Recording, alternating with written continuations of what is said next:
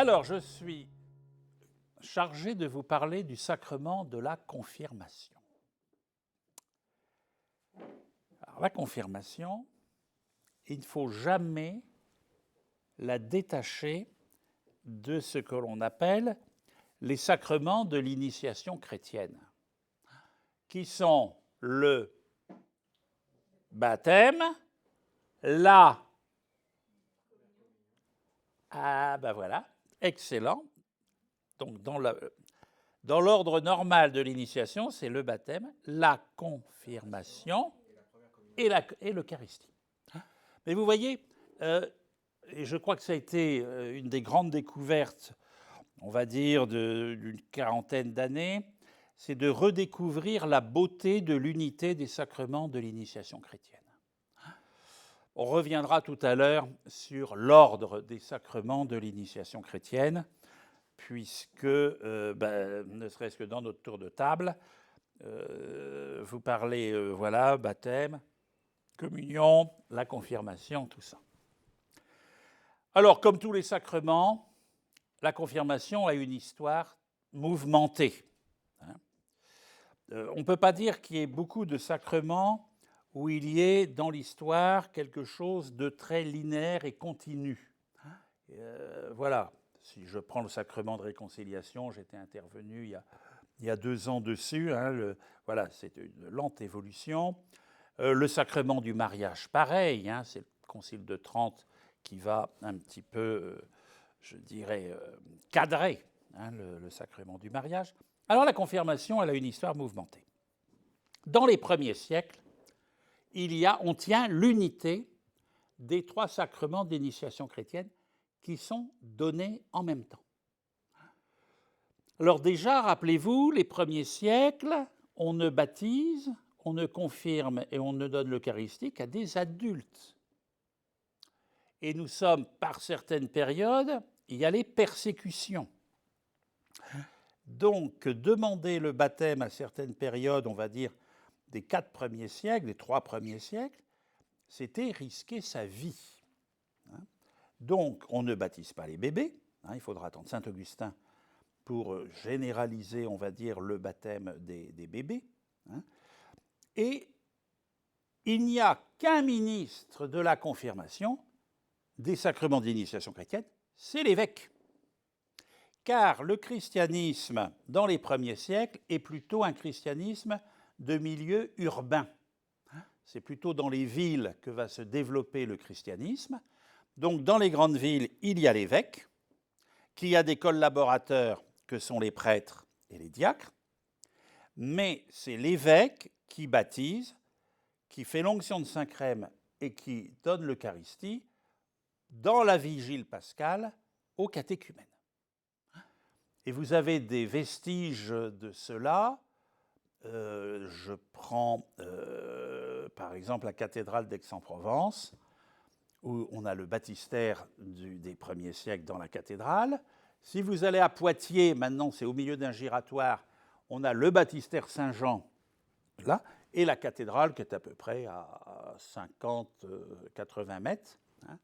À la cathédrale de Valence, on a les traces, alors je crois qu'elles vont disparaître parce qu'ils font des travaux, là, d'après ce qu'on m'a dit, on a les traces du baptistère du IVe siècle. Mais c'était donc l'évêque, comme successeur des apôtres, comme assurant la communion et le bon pasteur de cette portion d'église qui lui est confiée, qui donnait les sacrements de l'initiation chrétienne. Mais voilà qu'il n'y a plus de persécution, avec ce qu'on appelle l'édit de Constantin, qui va donc reconnaître que le christianisme peut être pratiqué librement dans l'Empire romain. Donc il n'y a plus de persécution. Et on a des communautés chrétiennes qui vont se développer autour de grosses exploitations agricoles, donc dans le rural. Et ils ont aussi besoin, ces communautés dans le rural, d'être soutenues par les sacrements, d'être catéchisées et tout. Et là, les évêques vont envoyer des prêtres pour soutenir la vie de foi et d'administrer les sacrements à ces populations en milieu rural. nous avons un écrit en 416. Le pape Innocent Ier va écrire à l'évêque de Gubbio. Alors, Gubbio, si on connaît la vie de saint François d'Assise, il y a l'épisode du loup de Gubbio. Il y a un loup terrible qui fait peur à tout le monde. Et saint François passe et va appeler frère loup, qui va venir vers saint François, mettre sa patte dans la main de saint François, et donc dire que plus jamais il ne sèmerait la terreur dans cette ville de Gubbio. Mais en 416, le pape Innocent écrit à l'évêque de Gubbio, « Les prêtres peuvent baptiser, mais aux seuls évêques, celui de le confirmer. » Donc vous voyez, en 416, donc, on va dire quelques décennies après cette liberté religieuse qui est donnée, les prêtres peuvent baptiser, mais l'onction de Saint-Crème est réservée aux seuls évêques. Et puis, effectivement, va se généraliser dans l'Église d'Occident et dans l'Église latine que l'on baptise, que l'on fasse l'onction avec le Saint-Crème. Ensuite, il y a l'étape pour la première communion. Et l'évêque revient, ou vient plutôt, pour confirmer l'onction de Saint-Crème qui a été faite au baptême. Alors, on va se plonger dans le rituel de la confirmation. Donc, dans l'Église latine, donc d'Occident, le ministre ordinaire du sacrement de la confirmation, c'est l'évêque. Alors, on peut y voir plusieurs raisons. D'une part, les évêques, le collège des évêques sont les successeurs des apôtres, qui reçoit le Saint-Esprit au jour de Pentecôte, les apôtres. Donc, le ministère de l'évêque, étant successeur des apôtres, ont dans leurs attributions de confirmer l'onction du baptême et de confirmer dans la foi leurs frères et sœurs qui leur sont confiés, puisque l'évêque, pour ça qu'on a une crosse, c'est la figure du bon pasteur qui connaît ses brebis et ses brebis le connaissent. C'est la pluie? Ah ben d'accord. C'est pas le Saint-Esprit qui... Hein, c'est plutôt les eaux baptismales. Donc, alors dans le diocèse de Cahors hier, je faisais la conférence à Cahors et j'avais dîné avec Monseigneur Camiade. Majoritairement, Monseigneur Camiade fait toutes les confirmations dans le Lot. Quand j'étais évêque de Valence, j'essayais de toutes les faire. Quand je suis arrivé évêque de Metz, il y avait des week-ends, on confirmait 300, 400 jeunes dans le week-end. Donc, on était 5-6 à confirmer. L'évêque auxiliaire, les 2 vicaires généraux, le supérieur du grand séminaire, donc Pascal, et puis l'official. Voilà. Alors, feuilletons le rituel. Ben, déjà, une originalité, je ne vais pas dire récente. Si je prends mon cas personnel, je fus confirmé à 9 ans, en 1964. Donc le concile vient de se terminer. Comment ça se passait? C'était un jour de semaine. On disait, Monseigneur passera pour célébrer la confirmation le mardi à 14h30. Donc, les parents écrivaient au maître en disant, exceptionnellement, mon fils, Jean-Christophe, ne sera pas en classe de telle heure à telle heure. Donc, mon père est électricien, il rentrait d'un chantier, il a pris une douche, il s'est habillé. Nous sommes partis à la confirmation, l'évêque est passé, il nous a confirmés. On est rentré à la maison, j'ai repris mon cartable et ma blouse, je suis parti à l'école, et papa est reparti au travail. Et puis l'évêque, il en faisait 2 ou 3 dans l'après-midi dans les paroisses environnantes.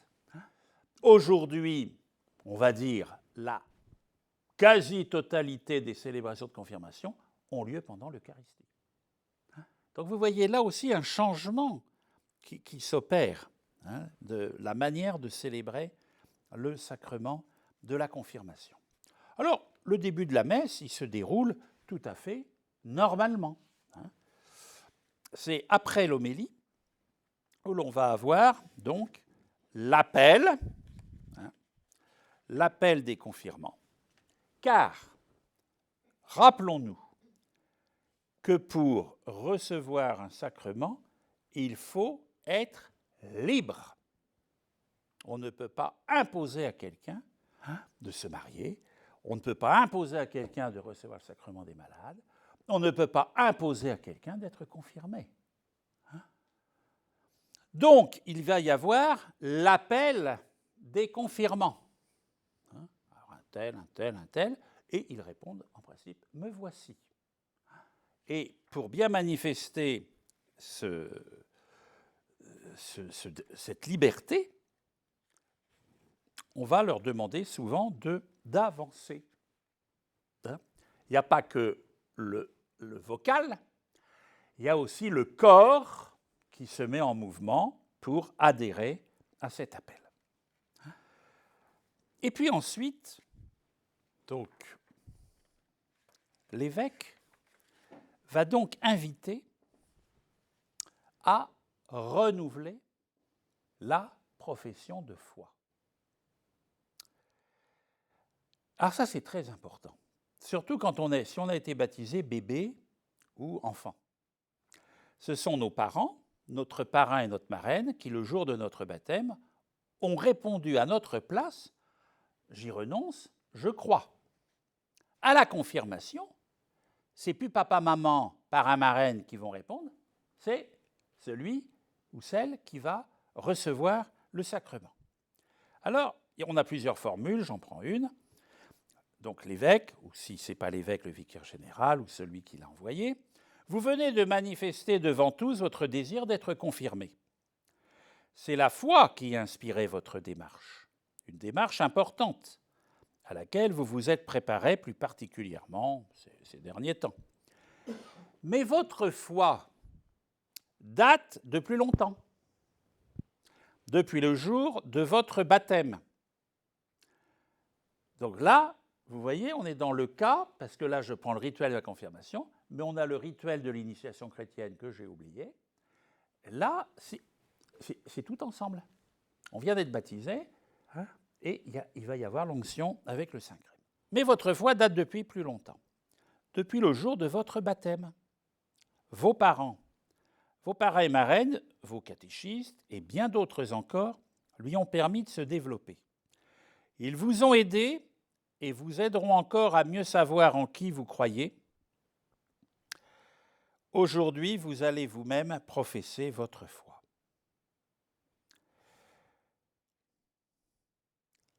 Et on demande, pour suivre Jésus selon l'Évangile, voulez-vous lutter contre le mal? Oui, croyez-vous en Dieu le Père? Donc on reprend la profession de foi baptismale. Et l'évêque va continuer en disant, par exemple, « Nous entourons aujourd'hui de notre affection ces confirmants. Chacun, à notre façon, nous les avons aidés jusqu'à ce jour à grandir dans la foi. Écoutez bien, ils devront toujours pouvoir compter sur l'appui d'une communauté chrétienne. C'est ainsi que l'Église soutient chacun d'entre nous, que sa foi soutient notre foi. C'est pourquoi j'invite ceux qui sont ici et qui partagent notre foi à l'exprimer avec moi devant les confirmants d'aujourd'hui. Frères et sœurs, croyez-vous en Dieu le Père, en Fils et Saint-Esprit, nous croyons. Alors vous voyez, la confirmation, c'est aussi un sacrement qui vient renforcer l'appartenance à l'Église qui est le corps du Christ. Et la communauté paroissiale doit se sentir pleinement concernée par la célébration de la confirmation. J'ai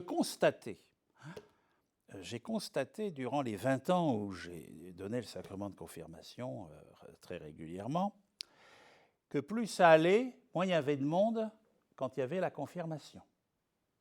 Oh là là, bien la confirmation, ça va être long. Oh là là là là, ah, puis les jeunes, s'ils font des témoignages et tout, on ne va pas en sortir. « Ouh, on ira à la messe samedi soir !» Les mêmes qui, aux visites pastorales, se plaignaient en disant « on ne voit plus les jeunes, on ne voit plus les enfants et tout », je dis « oui, vous ne les voyez pas, parce que quand ils sont là, vous partez ailleurs. » Bon, alors, voilà. Hein? Mais vous voyez, la confirmation, ce n'est pas une affaire personnelle. Ce n'est pas une affaire pour faire plaisir au père un tel ou tout ça. Non, c'est la communauté qui est heureuse de voir certains de ses membres confirmer la foi de leur baptême. Ça, c'est vraiment, il y a un travail à faire dans nos communautés paroissiales pour qu'ils soient là le jour de la confirmation, quitte à choisir une église plus grande ou tout ça. Et souvent, on le dit, moi je leur disais régulièrement dans les confirmations ou quand je rencontrais les confirmants, on ne peut pas être chrétien tout seul. Surtout dans un monde qui n'est pas, j'ai envie de dire, par certains aspects, très porteur. Dans le milieu professionnel, dans le milieu même des fois familial, hein, dans le milieu des collèges, des lycées ou autres, c'est un peu dur de témoigner. Hein. Je me rappelle d'un jeune qui m'avait écrit dans sa lettre « Je ne peux même pas dire que je suis heureux d'être confirmé à mon meilleur ami. » Alors après, quand je l'avais repéré là, et je suis allé lui parler à la fin de la rencontre, avant la confirmation, j'ai dit « Tu sais, réfléchis bien, parce qu'à son meilleur ami, on peut tout lui dire. Et jamais il se moquera de toi. Alors réfléchis bien, si tu ne peux pas dire ta joie d'être confirmé à ton meilleur ami, réfléchis quand même sur ton amitié. » C'est difficile. Hein. Voilà, donc l'importance d'une communauté, l'importance de savoir sur qui l'on peut compter, d'où l'importance, me semble-t-il, du parrain et de la marraine de confirmation.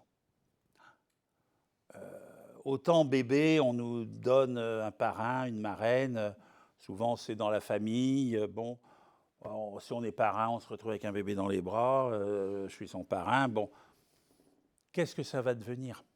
Est-ce qu'il y aura voilà, une relation qui va se créer autre? La confirmation, c'est autre chose. Soit on est ado et on est capable de faire des choix, soit quand on est adulte, là, il faut vraiment choisir des personnes sur qui l'on sait pouvoir compter, à la fois sur, je dirais, pour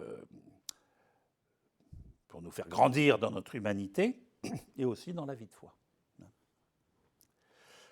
Alors voilà, donc, une fois que nous avons donc renouvelé les promesses du baptême, va arriver le moment de l'imposition des mains. Dans tout sacrement, il y a l'imposition des mains. Au baptême, la confirmation, l'Eucharistie, au moment de la consécration, les célébrants imposent les mains sur le pain et sur le vin. Dans le sacrement de la réconciliation, au moment de l'absolution, nous sommes invités à imposer les mains vers la tête du pénitent. Dans le sacrement du mariage, il y a aussi un moment pour la ratification. On est invité à étendre la main. Dans le sacrement des malades, il y a l'imposition des mains. Donc dans tout sacrement, dans le sacrement de l'ordre, ce qui nous fait prêtre ou évêque ou diacre, c'est quand l'évêque impose les mains sur notre tête. Donc dans la confirmation va arriver ce moment de l'imposition des mains où on va invoquer, implorer l'Esprit Saint de venir combler de sa plénitude les confirmants qui sont là. Donc c'est l'évêque qui impose les mains. Si des prêtres sont associés à la confirmation, ils imposent aussi les mains. Et voilà. Tous ensemble, recueillons-nous. Pensons aux confirmants d'aujourd'hui, à leur engagement, à tout ce que nous espérons pour eux et à tout ce que Dieu souhaite pour eux. Et en silence, prions. C'est un beau moment, parce qu'il y a la prière de l'ensemble de la communauté pour ceux qui vont recevoir, être confirmés dans ce don de l'Esprit Saint. Puis l'évêque continue. Que Dieu leur donne l'esprit de vérité. Il demeure en nous comme une lumière et un guide. Que Dieu leur donne l'esprit de sainteté, que Dieu leur donne l'esprit d'amour. Et elle va arriver la prière on peut dire, la prière consécratoire du sacrement. Dieu très bon, Père de Jésus le Christ, notre Seigneur, regarde ces baptisés sur qui nous imposons les mains. Par le baptême, tu les as libérés du péché. Tu les as fait renaître de l'eau et de l'esprit, comme tu l'as promis. Répands maintenant sur eux ton Esprit Saint. Donne-leur en plénitude l'esprit qui reposait sur ton Fils Jésus. Esprit de sagesse et d'intelligence, esprit de conseil et de force, esprit de connaissance et d'affection filiale, remplis-les de l'esprit d'adoration par Jésus-Christ notre Sauveur, qui est vivant pour les siècles des siècles. Donc là, vous voyez, on vient implorer le Père d'envoyer, comme il l'a fait à la Pentecôte, comme Jésus l'avait promis, l'Esprit Saint, sur ceux qui vont être confirmés, et on demande qu'il soit comblé des dons du Saint-Esprit. Je reviendrai pour terminer sur ce que dit François de Sales à propos des dons du Saint-Esprit. Et puis va arriver le moment de ce qu'on appelle la chrismation.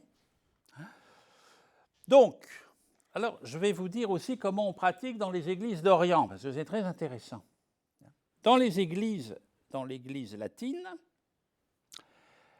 l'évêque va donc faire une croix sur le front des confirmants en disant cette formule « Soit marqué de l'Esprit Saint le don de Dieu ».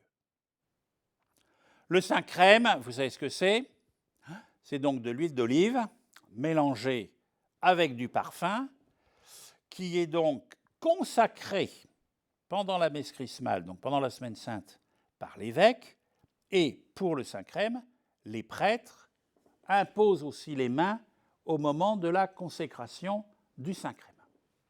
Saint-Crème, ça s'écrit C-H-A-E accent circonflexe, M-E, ce n'est pas la Sainte Crème. Parce que des fois, dans les lettres de confirmation, on a la Sainte Crème. Ah non, c'est le Saint-Crème. Alors l'évêque fait l'onction, mais vous avez bien remarqué cette formule. Il ne dit pas « reçois l'Esprit Saint ».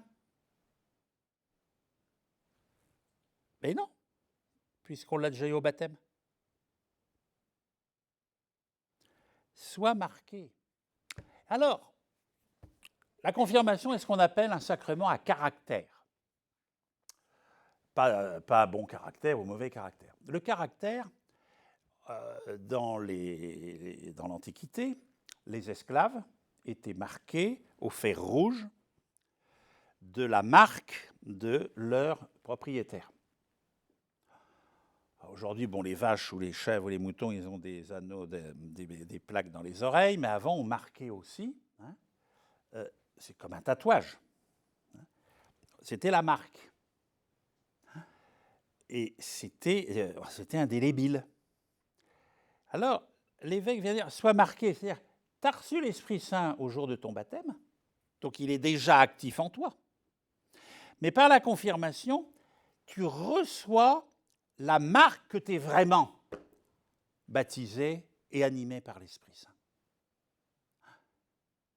Alors, effectivement, dans le cas du baptême pour des adultes, on va donc, dans la même célébration, dans le même déroulement, le baptême donc avec le signe de l'eau, et tout de suite après, pareil, l'onction du Saint-Crème.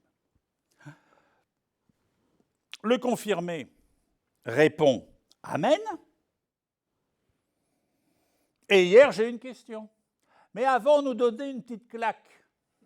J'ai dit non. Le rituel dit, l'évêque fait ensuite un geste d'amitié en disant, par exemple, qu'il te garde dans la paix, va le Seigneur t'accompagne, va l'Esprit de Jésus est avec toi. Ma pratique était la suivante, généralement je serrais la main, mais alors souvent les confirmés sont très impressionnés. Même quand on confirme des personnes qu'on connaît bien, tout d'un coup, ils sont... Mais moi, ça me rassurait parce que c'était pas pris à la légère. Quand vous voyez quelqu'un que vous confirmez et vous sentez que quand vous faites l'onction, il y a un mouvement, il y a quelque chose. Il y en a qui ont les larmes aux yeux. Enfin, c'est pas rien. C'est pas rien d'être confirmé. Voilà. Alors, c'était une parole d'encouragement. Si j'avais retenu certains, je retenais ce qu'ils m'écrivaient pour leur dire dans le creux de l'oreille ce que j'avais peut-être à les encourager. Voilà. D'autres, je leur parlais de leur saint patron, de leur sainte patronne. Voilà. Et puis, généralement, je serrais la main ou je donnais une tape sur l'épaule. Et alors, une fois, je confirmais à Châteauneuf-de-Galor les jeunes du lycée de Saint-Bonnet. Et ils étaient une bande de copains, là, que je connaissais très bien les parents et tout. Et alors, un gaillard qui était bientôt plus grand que moi arrive et il me fait « Monseigneur, je la claque ». J'ai dit « Tu la veux ?» Bam ! Bon, et alors, bien sûr, derrière, ils avaient donc dit « Tu verras, on dira au Père Laglaise. » Voilà. Mais, voilà, il y a ce geste d'encouragement, d'amitié. Voilà, tu as fait cette démarche, tu veux vraiment vivre à fond ton baptême, vas-y. Maintenant, tu as le Saint-Esprit en toi, tu peux y aller. Ben alors, ça reste à la claque. Je me rappelle une fois, j'allais inaugurer les travaux d'une église au pied du Vercors, dans les montagnes, et puis le maire, après, fait un petit mot sympathique, tout ça, puis dit « Monseigneur, on est très, très heureux de vous accueillir. Mais vous savez, moi, de l'évêque, j'en garde un souvenir à ma confirmation. Oh là là là là, j'étais pas très grand. Hein. L'évêque m'a donné une claque, j'ai fait un tour complet sur moi-même. Bon, alors après, quand j'ai pris la parole pour le remercier, je dis « Dites donc, monsieur le maire, je devine à peu près votre âge. L'évêque de Valence de l'époque, il n'était pas très grand et il n'était pas très costaud, d'après les photos que j'ai vues. J'ai du mal à croire qu'il vous a frappé pour que vous fassiez un tour sur vous-même. Mais ça reste, comme le sel au baptême. Mais dites donc, monsieur l'abbé, vous n'avez pas mis de sel? Ah ben non, écoutez, il y a bien longtemps que... Oui, quand on était baptisé jusqu'à Vatican II, au tout début du baptême, on mettait du sel sur la langue du bébé. C'était symboliquement pour cracher le mal. On avait la bave et tout. Voilà. C'était ça. Mais dans l'Église d'Orient, comment on confirme? Eh bien, on a gardé l'unité des 3 sacrements de l'initiation chrétienne. Donc, même les bébés, ils sont baptisés, confirmés, ils ont l'onction de Saint-Crème tout de suite, c'est vrai, on n'appelle pas ça le Saint-Crème d'ailleurs, et communient. Quand j'étais à Valence, Valence est une ville arménienne, 14% de la population de Valence est arménienne. Donc le 7 janvier, j'allais à l'église apostolique pour assister à la célébration des théophanies du Seigneur. Et au moment de la communion, vous avez des petits gamins et tout qui viennent communier. Alors, dans l'église orientale, il y a une prière à l'Esprit Saint, comme chez nous. Et il y a l'onction avec ce qu'on appelle le myron, M-Y-R-O-N. Alors, le myron, c'est de l'huile d'olive. Là, nous, on met un parfum dans la vase pour faire le Saint-Crème. Eux, ils mettent 40 huiles essentielles. Et on fait les onctions sur le front, les yeux, le nez, les oreilles, les lèvres, le torse, le dos des mains et les pieds. Donc, c'est l'ensemble de la personne qui est loin du myron, donc du Saint-Crème. Alors, pour les catéchumènes, ados, même jeunes, moi je l'ai fait avec des enfants, enfin maintenant il faut être très prudent, on a cette possibilité, avec l'huile des catéchumènes, de faire ces onctions sur différentes parties du corps. À la messe chrismale, l'évêque va bénir, enfin, il y a 3 urnes d'huile. Il y a l'huile des catéchumènes, qui est bénie par l'évêque. Il y a l'huile pour l'onction des malades, qui est bénie par l'évêque. Et il y a le Saint-Crème qui est consacré par l'évêque et les prêtres qui sont là s'associent par l'imposition des mains. Donc vous voyez, et la formule dans les églises orientales, c'est le sceau du don de l'Esprit Saint. Le sceau S-C-E-A-U. On retrouve l'histoire de la marque, soit marqué de l'Esprit Saint, le don de Dieu. On retrouve, on est marqué. Le sceau du don de l'Esprit Saint. Alors vous voyez, c'est intéressant de voir aussi comment, nous sommes habitués à l'Église, à la pratique de l'Église latine, mais de voir aussi comment, parce que la tradition de l'Orient remonte quand même aux origines des célébrations liturgiques ou autres. Mais vous voyez, ce qui est important dans la confirmation, c'est que c'est l'ensemble de notre être qui est concerné. D'ailleurs, les 7 dons du Saint-Esprit vont évoquer l'intelligence et tout ça. Et puis, une fois qu'il y a eu donc la chrismation et ce geste d'encouragement, d'amitié, la messe va se dérouler totalement comme d'habitude. Et à la fin, il y a la bénédiction va redévelopper quelques aspects. Il y a plusieurs formules de bénédiction. Je prends la forme solennelle. Que Dieu notre Père vous a fait renaître par l'eau et par l'Esprit. Il a fait de vous ses enfants, qu'il vous garde fidèles à son amour. Jésus-Christ, le Fils unique du Père, a promis que l'Esprit de vérité demeurerait toujours dans son Église, qu'il vous soutienne de sa force et vous aide à proclamer votre foi.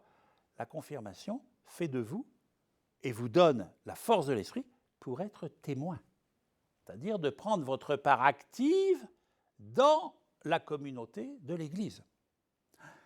L'Esprit Saint a mis dans le cœur des disciples le feu de son amour, qu'il vous rassemble en un seul corps et vous conduise à la joie du royaume de Dieu et que Dieu Tout-Puissant vous bénisse. Donc vous voyez, c'est intéressant, la formule de la bénédiction, d'une des bénédictions de la confirmation, vient résumer tout ce que nous avons célébré. Alors, il me semble important de retenir 3 aspects dans le sacrement de confirmation. Le premier aspect, c'est le lien à l'Église. Et ce lien à l'Église, il se manifeste par la présence de l'évêque ou de celui qui l'envoie pour célébrer le sacrement de confirmation. Il n'y a pas, pour nous catholiques, mais de même pour les orthodoxes, il n'y a pas d'Église du Christ sans le ministère apostolique, sans le ministère des évêques qui sont chargés, de par le Seigneur, d'être les pasteurs de la portion d'Église qui leur sont confiées et d'être celui qui va veiller à ce que tous les disciples du Christ puissent vivre leur foi et être nourris des sacrements. Donc vous voyez ce lien fort entre l'évêque et les confirmants. Même des fois, quand je n'allais pas moi-même confirmer, j'allais rencontrer les confirmants en disant « c'est le vicaire général ou le père untel qui viendra vous confirmer, mais j'ai tenu à vous rencontrer ». D'où aussi la lettre que vous écrivez à l'évêque. Et veillez à ce que... J'étais énervé quand je recevais les lettres des jeunes ouvertes ou quand il n'y avait aucune faute d'orthographe dans les lettres. C'est-à-dire que ça avait été lu par quelqu'un d'autre. Et ça, c'est inadmissible. Qu'on ait 11 ans, 13 ans, 15 ans, 30 ans, 55 ans, la lettre au pasteur doit être une lettre confidentielle. Et alors, il faut se rappeler une chose, il n'y a pas d'âge pour être confirmé. Mon record à battre, c'est 86 ans. C'est une belle histoire. J'allais confirmer, dans les jours qui allaient suivre, les jeunes d'une paroisse. Et la personne à l'aumônerie, service évangélique des malades, allait à l'EHPAD, et il y avait une dame qui aimait prier aux intentions, et la dame, la personne de l'aumônerie, lui dit, écoutez, voilà, vous pouvez prier pour les jeunes, parce que notre évêque va venir confirmer les jeunes dimanche prochain. Et cette dame a les larmes aux yeux. Et elle dit, alors la personne dit, ça vous fait pleurer? Elle dit, j'aurais tant voulu être confirmée. Mais vous savez, j'ai été orpheline très petite, on m'a placée dans une ferme. On m'a quand même envoyé à l'école, mais le caté, il ne fallait pas trop y aller. Voilà. Et puis, à mon mariage, on n'a pas exigé la confirmation. Mais voilà, j'aurais tant aimé être confirmé. Et alors, bon réflexe, mais vous pouvez. Oh, à mon âge. Mais il n'y a pas d'âge. Comment faut faire? Il faut écrire à Monseigneur. Non, je ne suis pas capable d'écrire. Je vous aiderai. D'ailleurs, je l'appellerai ce soir, Monseigneur. Et donc, la personne m'appelle en me disant, voilà, je dis, mais quel bonheur. Je dis, c'est peut-être un peu juste que je la confirme là, après-demain ou tout ça, mais je reviens, j'ai une autre confirmation prévue pas trop loin, elle peut se déplacer, cette dame, et tout, elle dit, oui, je pense que je pourrais l'emmener, ou sinon on demandera une ambulance ou un taxi pour l'emmener. Alors je dis, à ce moment-là, je peux la confirmer à tel endroit. Alors j'avais prévenu le curé, et alors c'était beau parce que elle était comme la joie d'un enfant. Et les jeunes, ils avaient, à Valence, dans la Drôme, je confirmais assez tard, c'était plutôt 17-18 ans, et les jeunes, ils s'occupaient d'elle comme de leur grand-mère. On a vécu une belle célébration. Et quel beau témoignage aussi, et pour elle, de voir ces jeunes qui s'engageaient comme elle, à être témoins du Christ dans la vie quotidienne, pour ces jeunes de voir cette personne âgée qui, voilà, et pour la communauté. Et une autre fois, alors là c'est encore pire, je confirme, j'étais déjà avec la crosse et la mine sur la tête, et là le curé arrive, c'est un homme très actif, oh là là, père évêque, il y a madame Intel, elle est à la messe, même en semaine et tout, elle me dit, mais je n'ai jamais été confirmée, est-ce que vous pouvez pas me confirmer? À mon âge, il faudrait peut-être y penser. Il dit, qu'est-ce qu'on fait? Je dis, écoute, il faut qu'on sorte dans 4 minutes. Qu'est-ce que tu ferais, toi? Il dit, je la confirmerai. Je dis, je confirme. Oui, mais alors il dit, il y a le problème, on a prévu des écharpes blanches. Je dis, tu vas bien trouver dans les tiroirs des manuterges ou des purificatoires, il n'y a qu'à les nouer pour faire, voilà. Mais voilà, mais c'est beau. Alors dites bien autour de vous, il n'y a pas d'âge pour être confirmé. Parce qu'on a trop lié la confirmation à l'adolescence. Et voilà. Non, à tous les âges. Vraiment, c'est un beau sacrement, un très beau sacrement. Deuxième aspect, mais là, on est moins dans cette optique. Je pense qu'on l'était plus quand j'étais jeune prêtre. Ça va faire 45 ans à la fin du mois que je suis prêtre, mais on en avait fait un peu le sacrement des militants, de ceux qui engageaient tout ça, voilà. Mais non, l'Esprit Saint, il est justement donné pour ceux qui sont lucides sur leur dynamisme de foi et tout. C'est une force, une aide qui nous est donnée. Ce n'est pas une récompense parce qu'on est hyper militant, hyper ci, hyper ça. Non, c'est de dire, comme baptisé, ayant reçu l'Esprit Saint, je désire maintenant, étant adulte, étant capable de raison et de prendre un engagement, je demande que le Saint-Esprit ravivez en moi, c'était le texte d'hier dans la liturgie, dans la première lecture, que l'Esprit Saint ravive en moi le don que j'ai reçu au jour de mon baptême. La confirmation, ce n'est pas le sacrement des forts, c'est le sacrement des petits et des humbles qui veulent recevoir cette force d'amour du Père et du Fils pour vivre leur vie baptismale. Troisième aspect, c'est quand même de bien tenir toujours ce que j'ai dit au début, les trois sacrements de l'initiation chrétienne. Alors, je pense, Simon Pierre et tout, au rite initiatique dans les cultures africaines. L'initiation, c'est pour faire entrer dans la communauté et reconnaître, je dirais, une position, on va dire, d'adulte. Ce qui vient être le point culminant dans la tradition de l'Église, c'est l'Eucharistie. Le baptême, confirmation du don de l'Esprit au baptême, et on devient pleinement chrétien par le sacrement, l'admission à la table eucharistique, qui nous fait vivre du sacrement, du corps et du sang du ressuscité, qui vient vivre en nous par la communion. Donc, bien toujours... Alors après, il y a des diocèses qui ont voulu remettre l'ordre initial, donc le baptême, remettre la confirmation à 9-10 ans, puis la première communion. Bon. D'accord. Bon. Pastoralement, la confirmation après la première communion. Bon, pourquoi pas.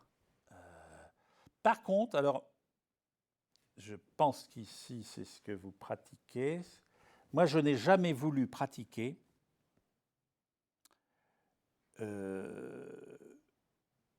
pour les baptêmes d'adultes ou d'ados.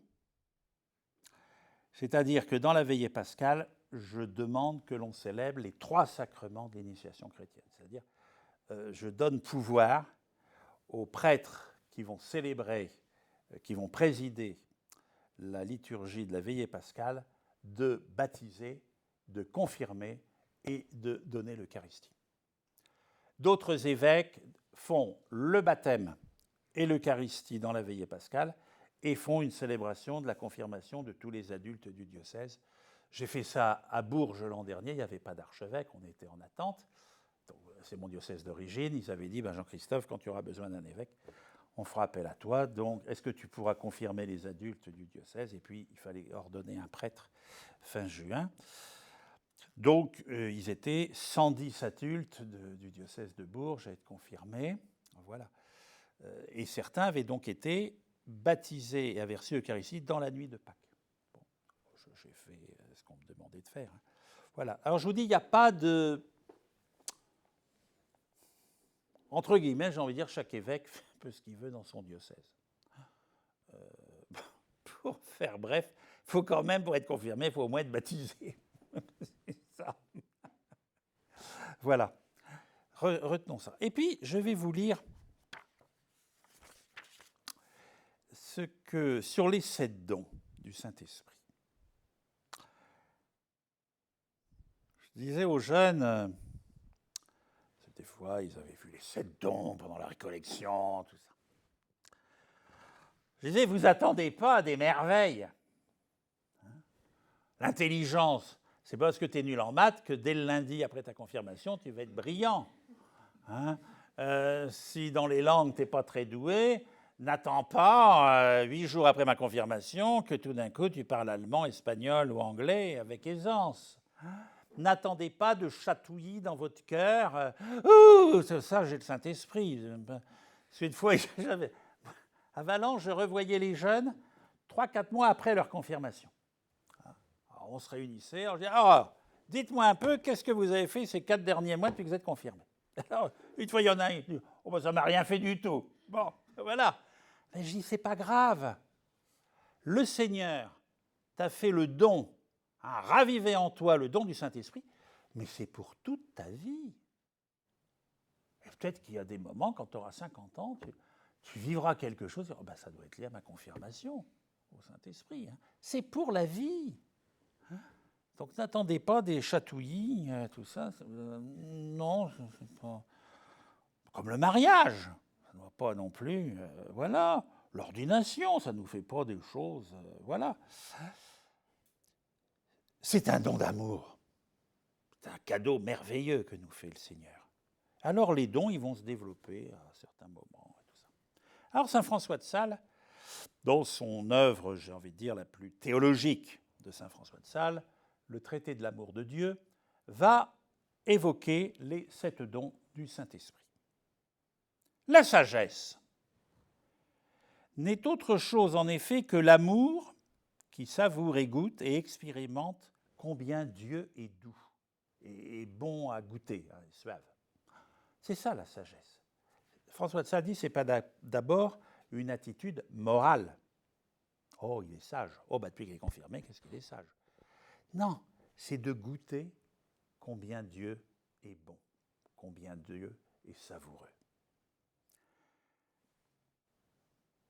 L'entendement n'est autre chose que l'amour attentif à considérer et pénétrer la beauté des vérités de la foi pour y connaître Dieu en lui-même, et puis de là, en descendant, considérer les créatures. La confirmation est l'un des dons du Saint-Esprit, c'est de nous rendre attentifs à la beauté des vérités de la foi. Faire confiance à l'Église. Et puis, de mieux connaître Dieu en lui-même. Et en connaissant mieux Dieu, je vais mieux connaître les créatures, la création. Vous voyez, la confirmation vient élargir notre cœur, notre regard, notre intelligence et tout. La science, au contraire, n'est autre chose que le même amour qui nous tient attentifs à nous connaître nous-mêmes et les créatures pour nous faire remonter à une plus parfaite connaissance du service que nous devons à Dieu. C'est très beau.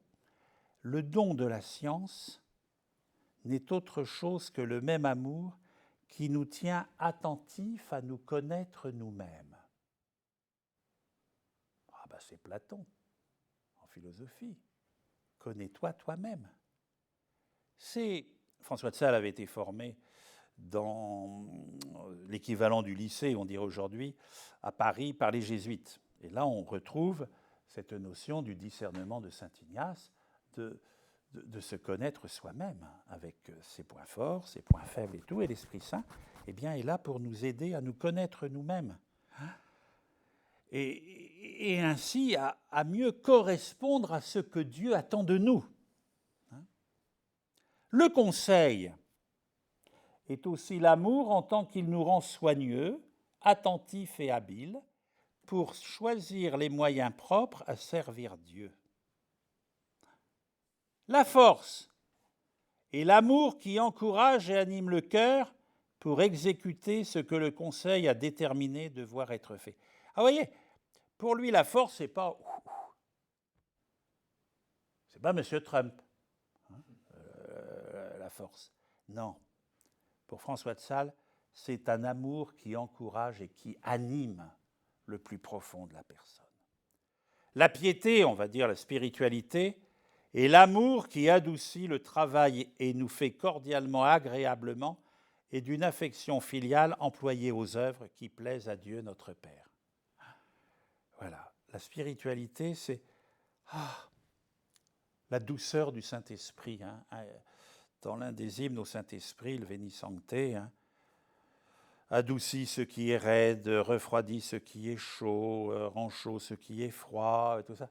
L'Esprit Saint qui vient, un peu comme un potier qui nous travaille. Hein. Jérémie a cette image du potier. Voilà, l'Esprit Saint qui vient nous travailler au plus profond de nous-mêmes. D'où l'importance, vous voyez, dans les églises d'Orient, d'avoir fait les onctions sur tout le corps. Voilà. Pour voir qu'est-ce que Dieu, une expression du Moyen-Âge et tout, faire le bon vouloir de Dieu. qu'est-ce que Dieu a envie que je fasse pour lui et pour les autres. Et la crainte n'est autre chose que l'amour en tant qu'il nous fait fuir et éviter ce qui est désagréable à sa divine majesté. La crainte, ce n'est pas avoir peur de Dieu. C'est de demander, recevoir cette grâce de l'Esprit Saint pour éviter ce qui peut être désagréable à Dieu. Voilà. Voilà, mes amis, un petit peu autour de ce sacrement de la confirmation.